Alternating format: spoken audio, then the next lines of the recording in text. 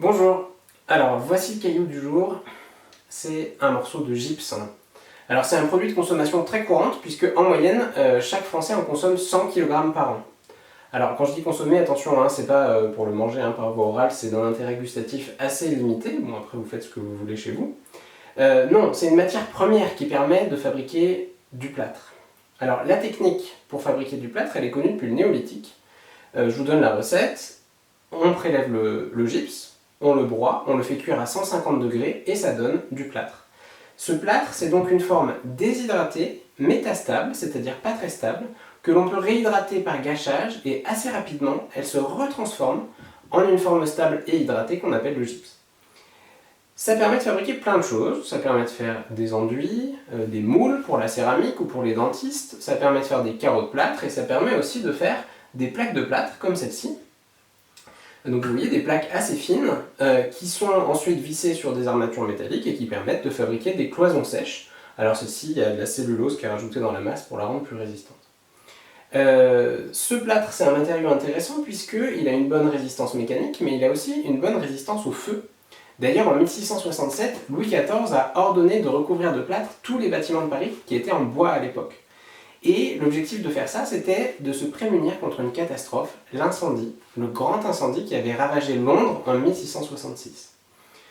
Bon après, c'était pas très difficile de faire du plâtre à Paris, même à l'époque, puisque le bassin parisien était et est toujours la région de France la plus riche en gypse. Il est d'ailleurs encore exploité énormément aujourd'hui dans les immenses carrières du Val d'Oise, comme celle de Cormeilles en Parisis. Alors, plusieurs questions sur ce caillou, comment on sait que c'est du gypse ? Alors on a un bon indice pour reconnaître le gypse, c'est sa dureté. C'est une roche qui se raye à l'ongle, regardez. Voilà, c'est pas courant. C'est un point commun, cette dureté très faible, c'est un point commun à de nombreuses roches de la famille des évaporites, qui, comme leur nom l'indique, sont des roches qui se forment par évaporation d'eau. Alors c'est assez facile à comprendre pour l'eau de mer. L'eau de mer par exemple, elle contient plein d'ions, du sodium, des ions chlorure, des ions calcium, des ions sulfate, des ions potassium. Et ces ions, ils n'ont pas tous la même solubilité dans l'eau.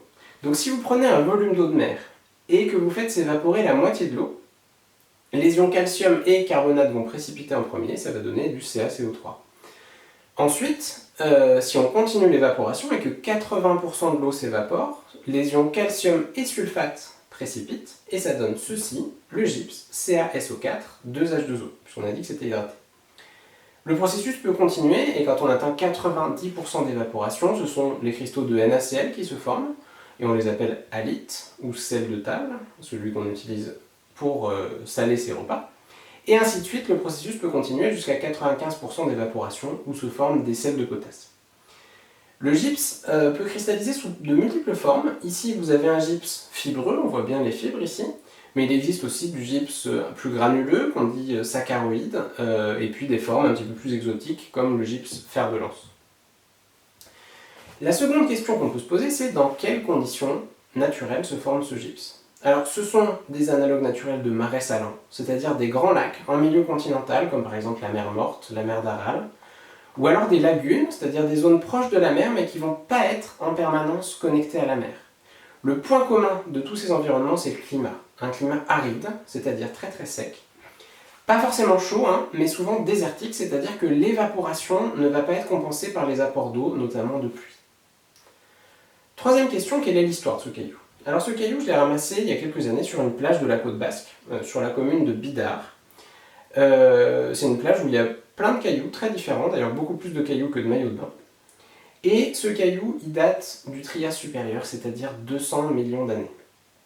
Et c'est pas un hasard si, il y a 200 millions d'années, la Terre ressemblait à ça, c'est-à-dire un supercontinent, la Pangée, dont une grande partie de la surface se trouve dans des climats arides et tropicaux.